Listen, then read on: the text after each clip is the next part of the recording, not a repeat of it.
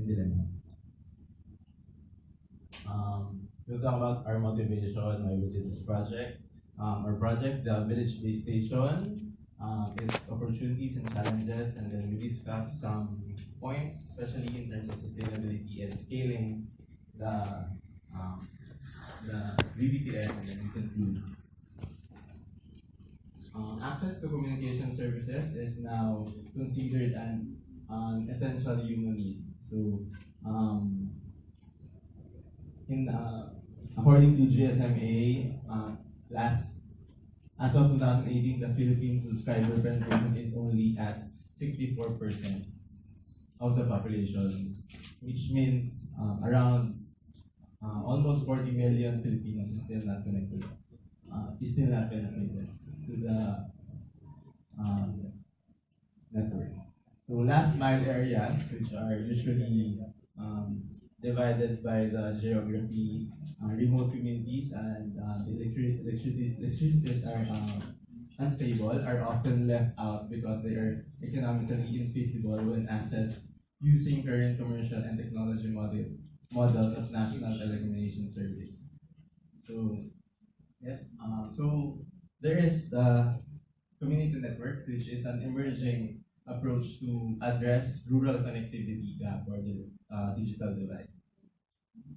These are interventions formed by or with local actors to provide communication access to unserved or underserved populations. However, the novelty of CNs, the community networks, and the lack of operational frameworks in support of last mile delivery hampers the proliferation of CNs in the Philippines. So we proposed a project called the Village Base Station. It's a multi-stakeholder and government-funded project, which is also it's a community cellular network, which is low-cost, low-power cellular base stations that uses alternative sources of power, managed locally by cooperatives and local government units, and also barangays, the smallest political unit in the Philippines, and community-owned. It is a community-owned model. So this is a typical village base station installation. To access network is 2G GSM network, which we can make voice calls and SMS based on an IP-based cellular core stack. Powered by solar or we can also use the AC in the community if it's available. And then it's linked to the outside vicinity via the backbone network using VSAT or other IP-based technology if available. And then interconnect to other networks to link to the other incumbent networks in the Philippines. Is hosted on telco cloud services. So operational model, there's a mobile network operator in the Philippines which we partnered with. So they provide network-wide oversight, spectrum interconnection, phone numbers, and high-level functions of commercial and technical operations. So we, the research team, creates partnership with the community to ensure operational needs and requirements are met. So we reach out to the communities, and they manage the day-to-day upkeep, maintenance, and commercial operations led by the local cooperatives. And the local leaders. So we employed a 3-tiered operational model to ensure optimal logistics. So this is mainly based on geographical reasons.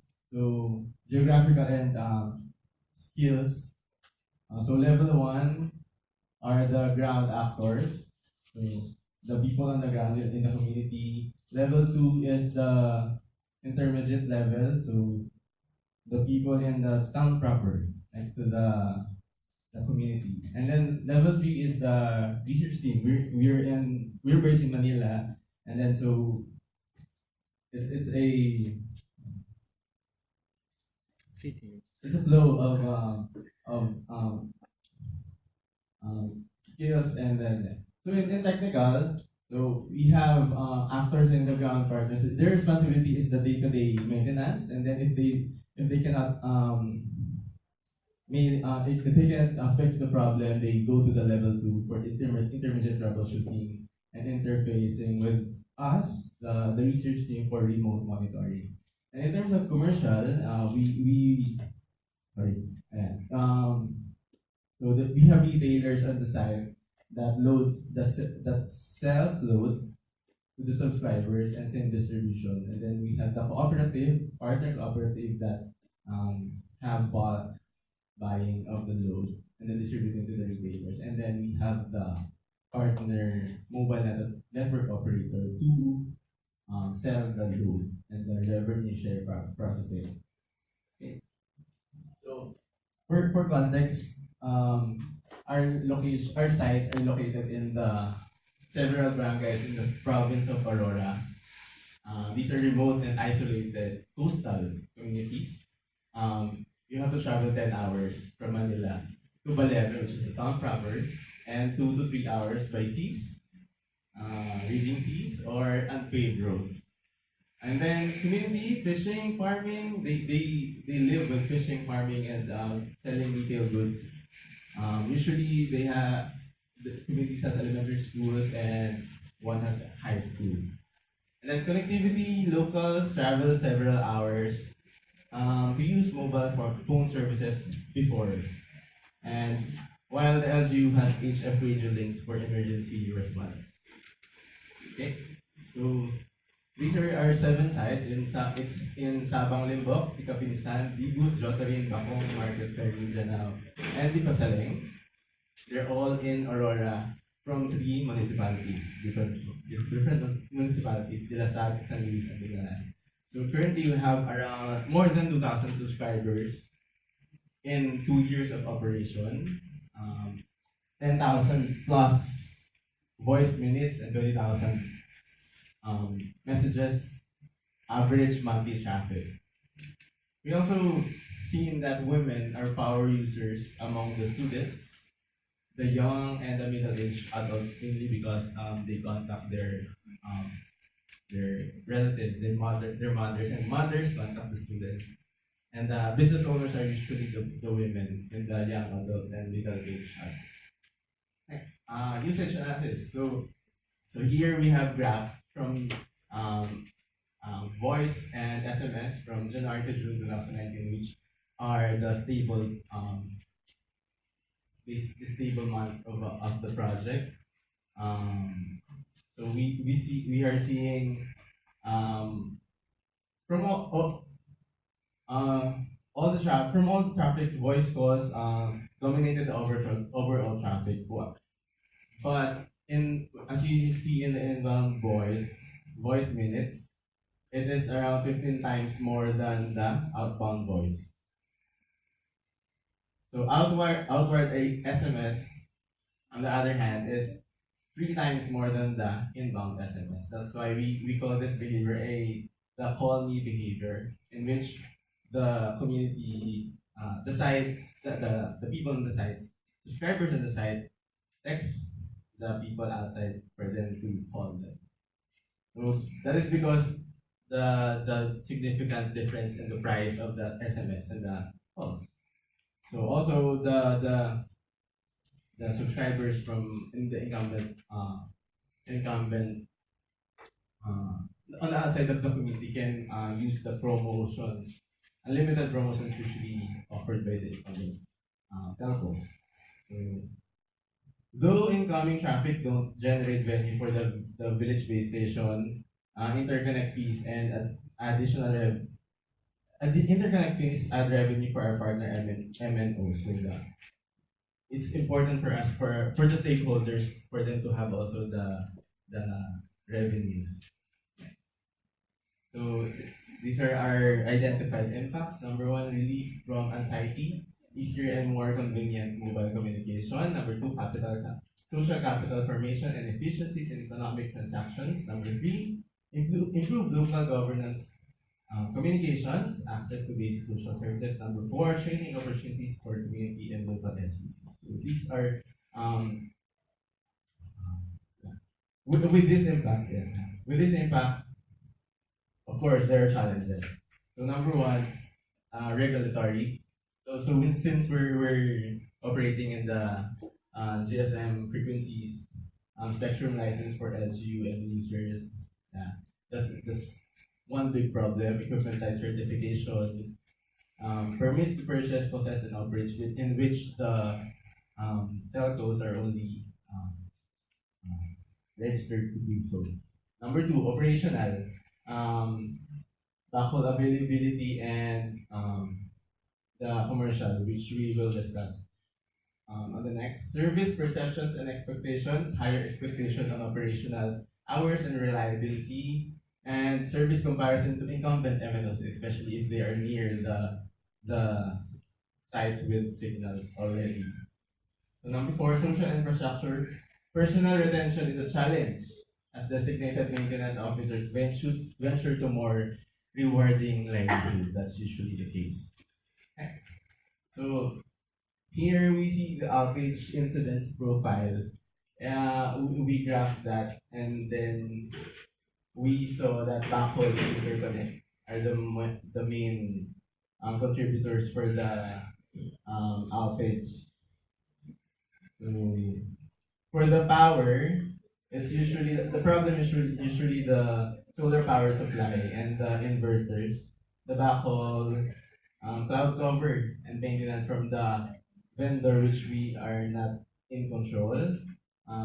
Interconnect is in the telco, and then the hardware and software and the antenna RF problems is usually um, it's planned for robustness. That's why it has lower incidences of that problem. So our insight is to have improved inventory and backup equipment for commonly failing equipment in the nearest year. For example, if you put inverters to the level one side, that's they will solve the problem immediately.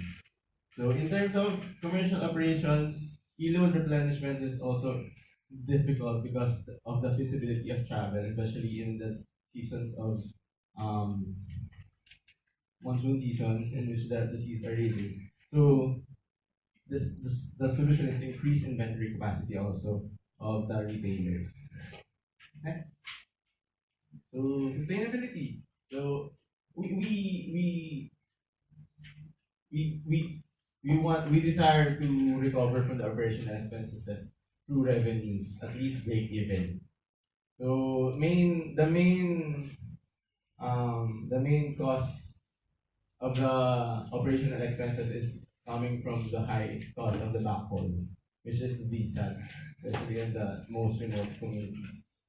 So we see that that volume pricing for large scale deployments of CNs, it will eventually uh, be cheaper. So another is to have continued community engagement, and last, if it's not really um, gaining um, profit, at least for the operational expenses, we also see the social return of investment in which we social economic impact as incentive to be subsidized by the LGU, which we call the LGU sponsored model. So it's like we propose that we have subsidy from the government. Next, yeah. So scaling and future of the CNs in the Philippines, based on our experiences in village base station, which set a precedent for the research-oriented institution in the Philippines to partner with the mobile network operators to serve the remote communities. These are some of our visions to scale CNs in the Philippines. Number one is the best case for us to have the small organizations to operate independently. Yeah.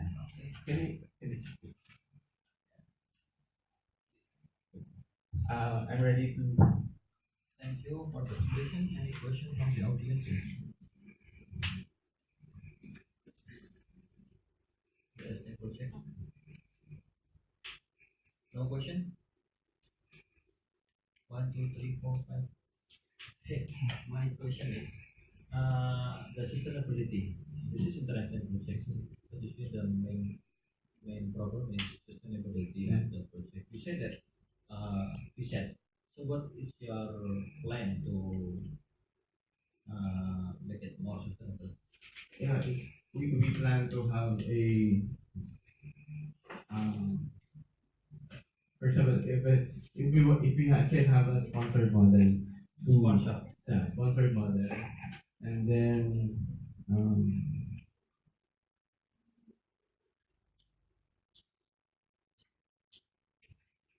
we can we can set up an entity that will federate CNs, the community networks in the Philippines, that will that will have a so that the mobile network operators has a single contact to the communities, so that this will continue to have a lasting impact to the community. So is there any, what is the benefit for the network operator to this community? Is there any benefit for The network operator, yeah. especially is a small revenue share, and their service. Yeah. They interest with this one? Yeah. Your observation. Are Yeah. they interest Interest. in this project? The network operator, big company, Yeah. interest are just pushed by government to do this one. Are they? Yeah, the network operator. Is it this project interesting for them? Yeah. It's interesting The for revenue the. is, the revenue is small. Yeah. The revenue is really small, but if it's for the humanity, for the communities, for especially if you have social return of investment, you have service for the Is there any communities. regulation from the government to push them to? Currently, there's none. No. Yeah, but yeah, we're pushing to have it. Yeah. To have the community networks to be proliferated. Yeah. Proliferated. Yeah. Because company, their main Yeah. revenue. Yeah. The revenue is small, so